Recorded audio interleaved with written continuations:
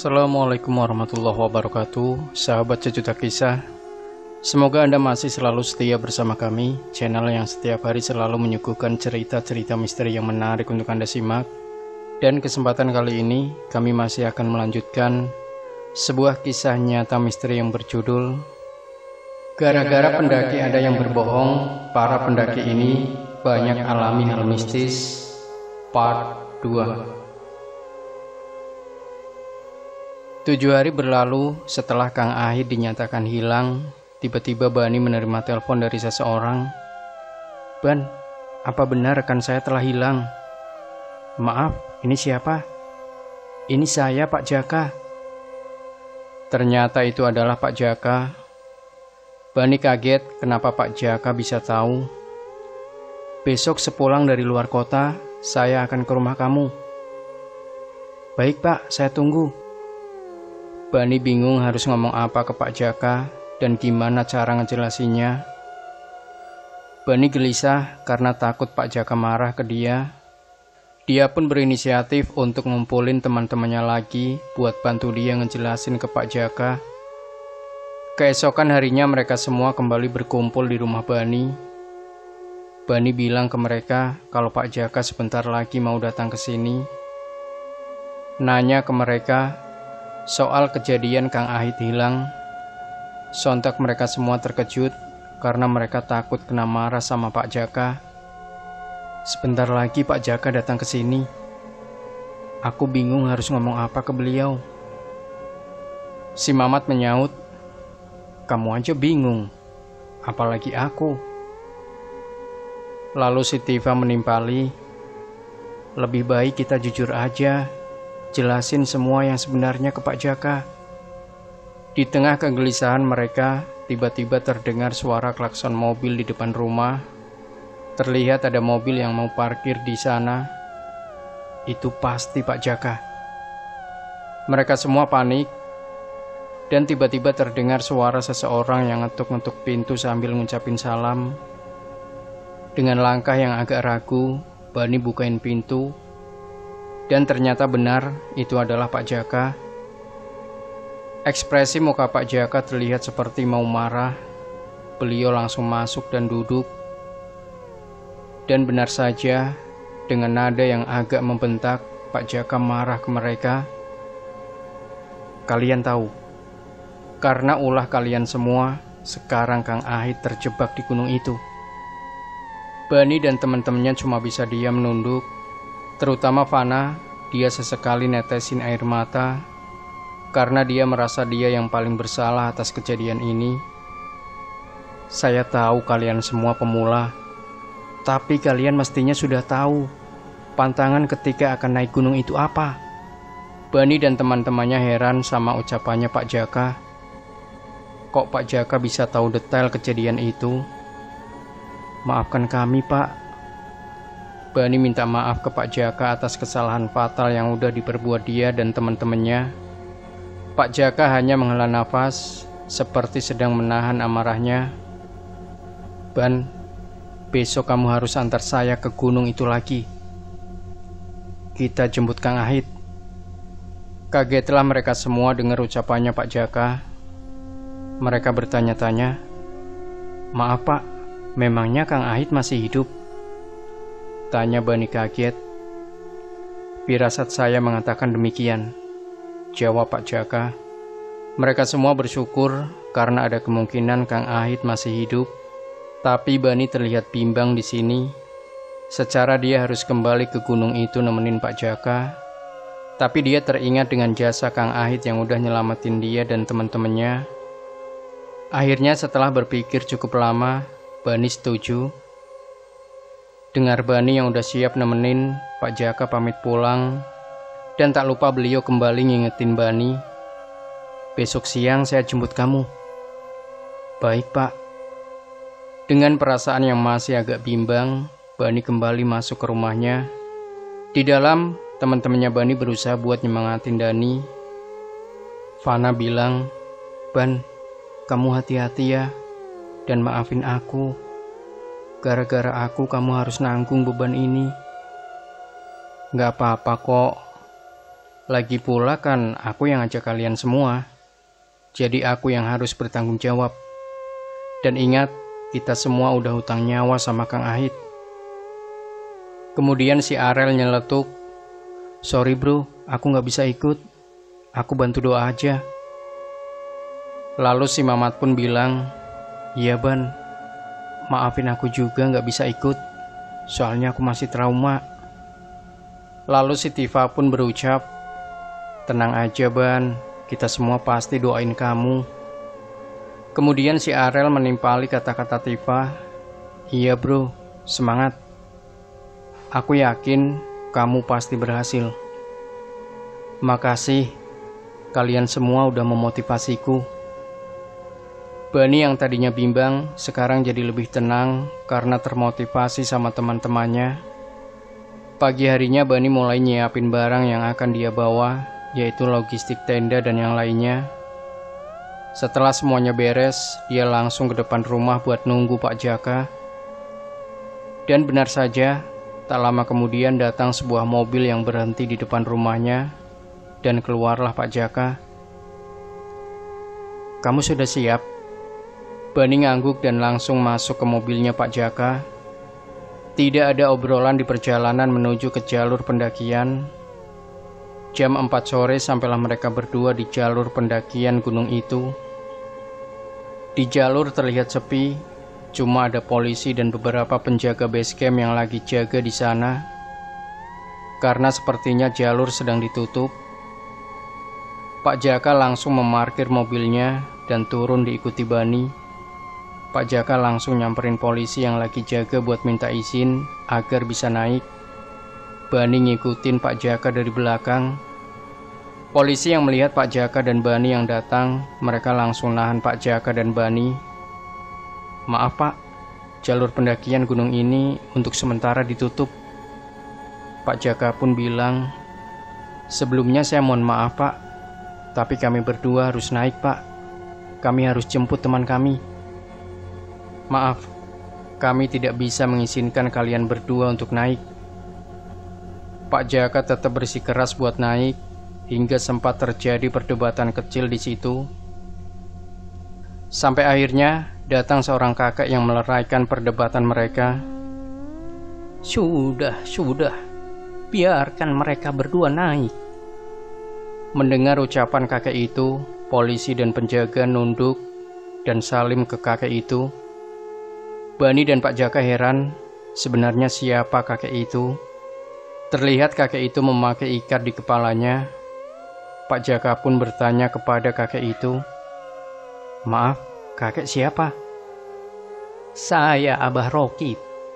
Kakek itu mengenalkan dirinya sebagai Abah Rokib ke Bani dan Pak Jaka. Dan beliau ternyata adalah sesepuh di kampung itu. Beliau juga sangat dihormati di kampung itu. Akhirnya Pak Jaka ngejelasin tujuannya ke Abah Rokib. Abah Rokib hanya ngangguk kecil dan bilang, "Perjalanan kalian tidak akan mudah. Saya akan menyuruh salah satu penjaga di sini untuk menemani kalian." Abah Rokib memanggil salah satu penjaga base camp yang sebut aja namanya Kang Mahmud. Kang Mahmud pun mengiyakan perintah Abah Rokib. Dia langsung siap-siap buat nemenin Bani dan Pak Jaka naik. Akhirnya atas izin dari Abah Rokib, Bani dan Pak Jaka diperbolehkan naik dengan ditemani oleh Kang Mahmud. Sebenarnya polisi dan penjaga lain juga menawarkan diri untuk menemani. Tapi karena Abah Rokib tahu apa yang akan mereka hadapi di perjalanan nanti, Abah Rokib cuma nyuruh Kang Mahmud buat nemenin Bani dan Pak Jaka. Abah Rokib juga sempat ngelirik Bani dan bilang, "Nak, kamu akan mengalami sesuatu yang belum pernah kamu alami. Maka berhati-hatilah. Dan ini untuk kamu berjaga-jaga." Ternyata Abah Rokib memberikan sebuah pisau belati kecil ke Bani. Bani yang sedikit bingung menerima pisau itu. Abah Rokib menyarankan agar mereka naik setelah sholat maghrib. Dan Abah Rokib juga nyaranin agar mereka ninggalin carrier mereka di base camp. Mereka hanya perlu membawa beberapa botol air saja, karena tujuan mereka naik gunung bukan untuk ngecamp di sana, tapi untuk menyelamatkan Kang Ahit. Mereka pun setuju. Singkat cerita, setelah sholat maghrib berjamaah dan melakukan doa bersama, Bani, Pak Jaka, dan Kang Mahmud siap-siap untuk naik. Namun sebelum naik, Abah Roki berpesan, "Kalian semua berhati-hatilah dan selalu ingat kepada Allah. Dan kamu, Mahmud, bantu mereka sebisa mungkin." Pendakian pun dimulai dengan formasi Kang Mahmud sebagai leader, disusul Bani dan Pak Jaka sebagai sweeper. Gak ada keanehan apapun ketika jalan naik. Jam 8 malam, sampailah mereka di pos 1. Bani yang udah terlihat capek minta buat istirahat sebentar. Tapi Kang Mahmud dan Pak Jaka malah menghiraukan dia dan minta dia untuk lanjut jalan terus. Akhirnya Bani yang baru duduk sebentar sambil minum, kembali bangun dan lanjut jalan. Formasi jadi acak-acakan di sini. Bani yang tadinya ada di tengah, sekarang jadi yang paling belakang. Terlihat Kang Mahmud dan Pak Jaka jalannya cepet banget. Sampai-sampai Bani harus tengah lari ngejar mereka. Dan tiba-tiba, gedebluk. Tolong! Bani jatuh diseret masuk ke dalam semak-semak, entah oleh siapa. Kang Mahmud dan Pak Jaka yang dengar teriakan Bani langsung berbalik dan mengejar Bani ke semak-semak. Kang Mahmud dan Pak Jaka nyorotin senternya ke jejak seretan Bani tadi. Dan setelah diikuti, Kang Mahmud dan Pak Jaka lihat Bani yang ngegantung di atas pohon, dengan posisi kakinya di atas, kepalanya di bawah.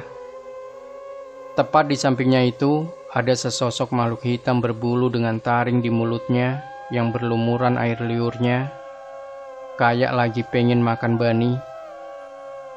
"Tolong saya, Pak." Bani cuma bisa nangis. Makhluk itu ketawa ngelihat Bani yang lagi nangis. Dengan suaranya yang berat, makhluk itu bilang, "Dia makananku." Setelah ngomong kayak gitu, makhluk itu kembali ketawa sejadi-jadinya. Pak Jaka yang udah emosi pingin nyerang makhluk itu, tapi dia ditahan sama Kang Mahmud. "Biar saya saja, Pak. Cepat, turunkan anak itu," bentak Kang Mahmud kepada makhluk itu. "Dia akan aku makan." Kang Mahmud langsung ambil posisi kuda-kuda, tangan kanannya mengepal kayak yang lagi megang sesuatu. Dan begitu kepalanya dibuka, muncul cahaya merah yang kemudian dilemparkan ke makhluk itu, tepat kena mukanya. Makhluk itu mengerang kesakitan dan tubuhnya itu kayak kebakar hingga menjadi abu. Setelah makhluk itu lenyap, Kang Mahmud dan Pak Jaka langsung nurunin Bani dari atas pohon. Bani didudukin sebentar dan dikasih minum sama Kang Mahmud. "Kamu gak apa-apa?" "Saya gak apa-apa, Kang." Kang Mahmud dan Pak Jaka minta maaf ke Bani karena tadi sempat ninggalin dia. Kali ini mereka lanjut jalan dengan kembali membentuk formasi seperti pas akan naik tadi. Mereka lanjut jalan terus, dan baru aja mereka mau sampai ke pos 2, tiba-tiba terdengar suara gamelan disertai sinden yang lagi nembang. Dalam hati Bani bilang, "Astagfirullah, suara ini lagi. Pasti sebentar lagi muncul kabut."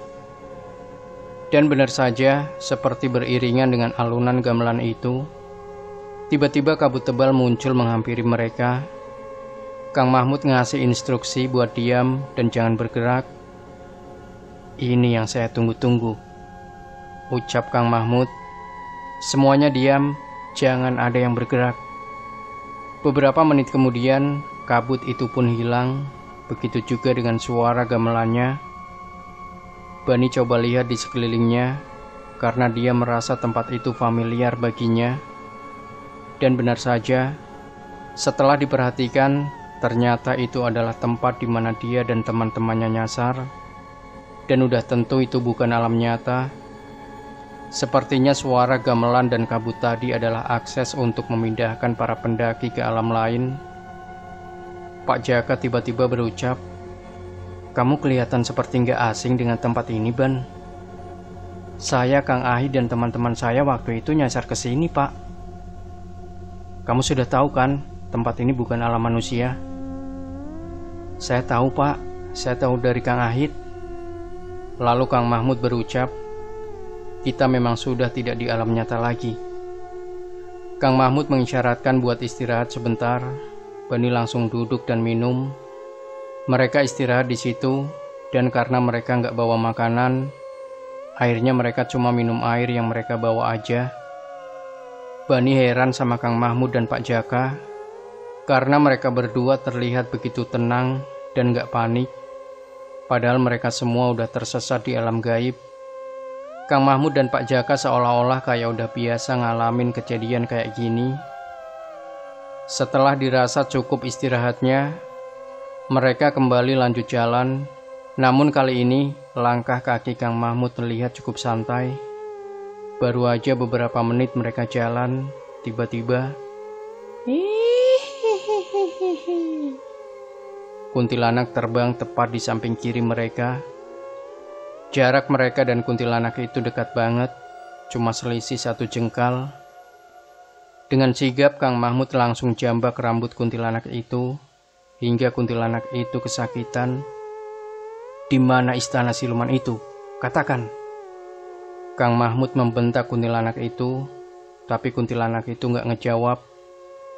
Bani yang ngelihat momen mengerikan itu langsung lari ke belakang Pak Jaka. Sementara Kang Mahmud masih bentak-bentak kuntilanak itu, tapi kunti itu nggak ngejawab. Kunti itu cuma nunjuk-nunjuk ke arah kanannya. Karena mungkin itu adalah jawabannya, Kang Mahmud ngelepasin kunti itu, dan kunti itu pun terbang dan hilang entah kemana. Keringat mengucur deras dari wajahnya Kang Mahmud. Mungkin dia ngeluarin banyak energi pas tadi ngejambak rambut si kunti.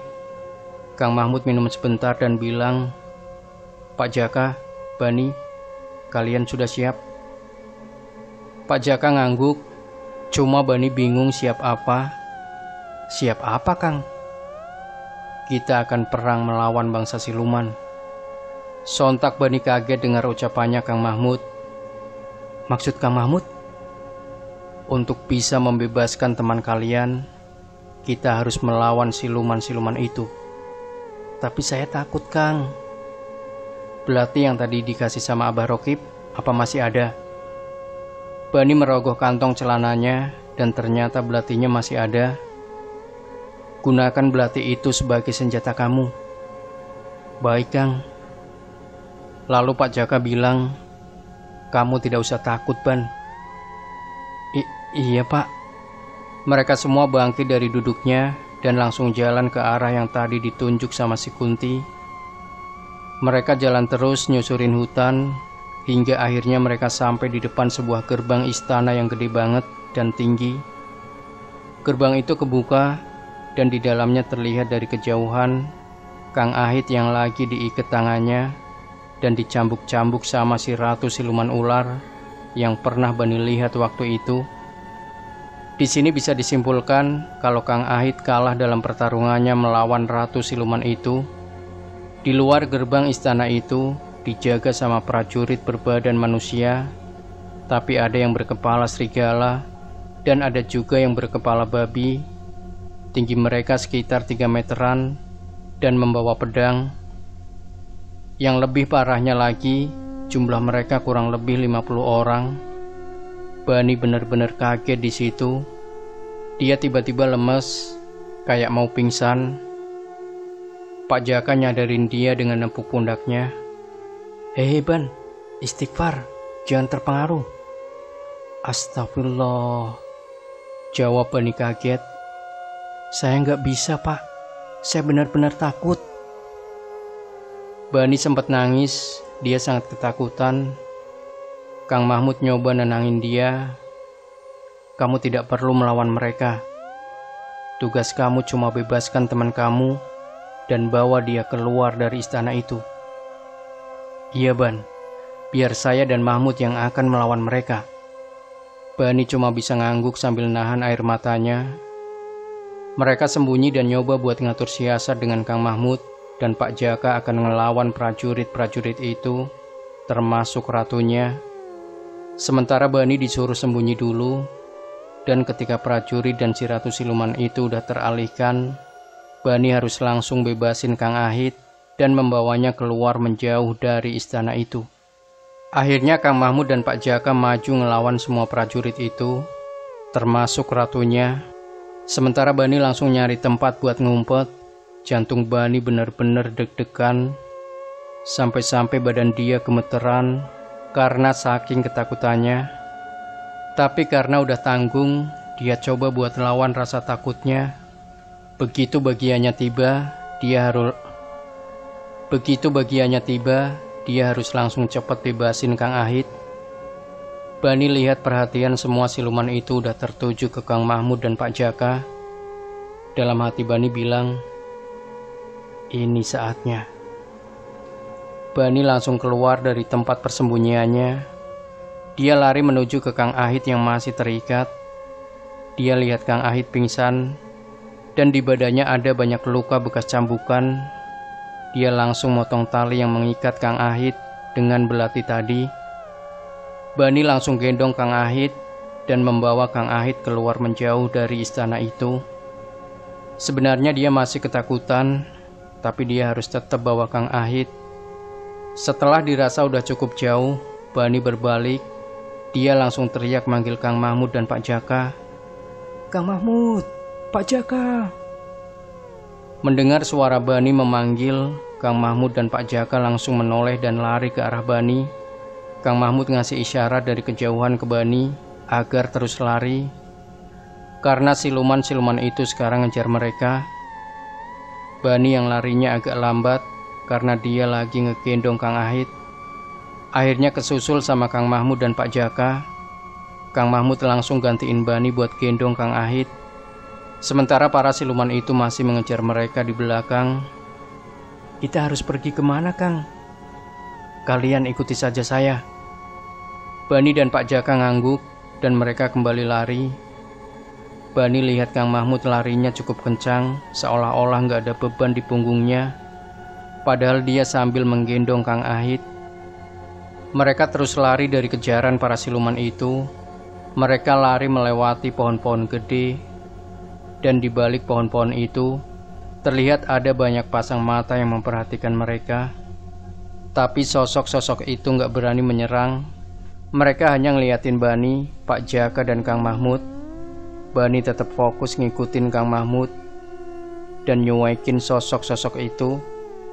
Sampai akhirnya mereka sampai di dua pohon gede yang kayak gerbang, yang waktu itu pernah Bani lewatin. Mereka keluar dari gerbang itu, dan tiba-tiba ada sebuah cahaya terang yang menghantam dua pohon itu dan membakar pohon itu. Terlihat dari kejauhan, para siluman itu berhenti mengejar mereka. Para siluman itu kayak takut melewati dua pohon yang udah kebakar itu. Akhirnya, para siluman itu pun balik arah dan hilang di kegelapan. Bani, Kang Mahmud, dan Pak Jaka yang udah ngos-ngosan, mereka semua sujud syukur. Alhamdulillah ya Allah.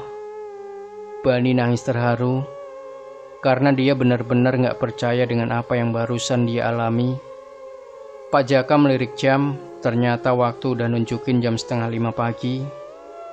Dan terdengar dari bawah sayup-sayup suara adzan subuh. Dengan sisa-sisa tenaga yang masih mereka miliki, akhirnya mereka semua turun. Kang Mahmud masih terus gendong Kang Ahit ke bawah karena Kang Ahit belum sadar. Sampailah mereka di bawah dan mereka udah ditunggu sama Abah Rokib dan penjaga base camp. Penjaga langsung nyamperin mereka dan memapah mereka. Sementara Kang Ahit langsung digotong dan dibawa ke base camp. Di dalam, Bani, Kang Mahmud, dan Pak Jaka dikasih air sama Abah Rokib. Abah Rokib bilang, jangan khawatir, minumlah air itu. Bani, Kang Mahmud, dan Pak Jaka minum air itu. Bani ngerasa lebih ringan setelah minum air itu. Abah Rokib bilang ke Pak Jaka kalau dia akan mengobati Kang Ahit. dan dibutuhkan waktu beberapa hari untuk mengobatinya. Pak Jaka setuju dan mempercayakan Kang Ahit ke Abah Rokib. Akhirnya Pak Jaka dan Bani pamit pulang. Sebelum pulang Pak Jaka pesan ke polisi dan para penjaga agar kejadian ini jangan dipublikasikan. Di perjalanan pulang, Pak Jaka cerita ke Bani kalau dia ternyata nerima bisikan gaib yang ngasih tahu kalau Kang Ahit hilang. Pak Jaka langsung bermeditasi, mencoba untuk menerawang keberadaannya Kang Ahit. Itulah kenapa beliau bisa tahu detail kejadian yang dialami Bani dan teman-temannya. Demikian sahabat sejuta kisah, semoga kita bisa mengambil hikmah dari kisah ini. Jangan lupa berikan komentar Anda, like, share video ini, subscribe channel Sejuta Kisah, dan kembali nantikan cerita-cerita misteri terbaru dari kami. Wassalamualaikum warahmatullahi wabarakatuh.